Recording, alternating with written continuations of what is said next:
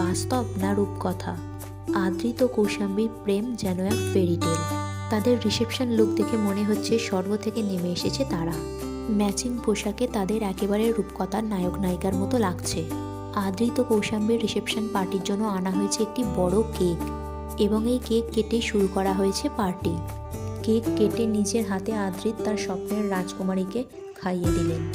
এর পাশাপাশি নিজের বাবা মা এবং পরিবারের লোকজনদেরও তিনি কেক খাওয়ালেন। এরপর অনুষ্ঠানে সকলের সঙ্গে ব্যস্ত হয়ে পড়েছে তারা। একের পর এক আমন্ত্রিত অতিথিদের সঙ্গে ছবি তুলেছেন তিনি। কিন্তু তার ফাঁকে যখনই একটু আলাদা সময় পেয়েছেন তখনই আদ্রিত কৌশাম্বী একে অপরের মধ্যে হারিয়ে গেছেন।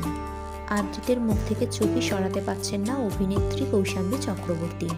যদিও বর্তমানে তিনি আর শুধু চক্রবর্তী নন, তিনি হয়ে উঠেছেন আদ্রিত প্রিয়া, অর্থাৎ কৌশাম্বী আদ্রিত রায় চক্রবর্তী, ছোট করে মিসেস আদ্রিত রায়।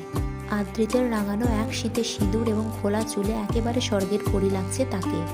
গয়না বলতে কেবল গলায় একটি সরু হার সহ হাতে সামান্য কিছু চুল এবং শাঁখাবালা।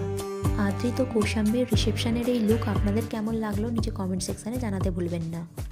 ভিডিওটি ভালো লেগে থাকলে লাইক এবং শেয়ার করবেন, আর এই ধরনের নতুন আপডেট পাওয়ার জন্য চ্যানেলটিকে সাবস্ক্রাইব করতে ভুলবেন না।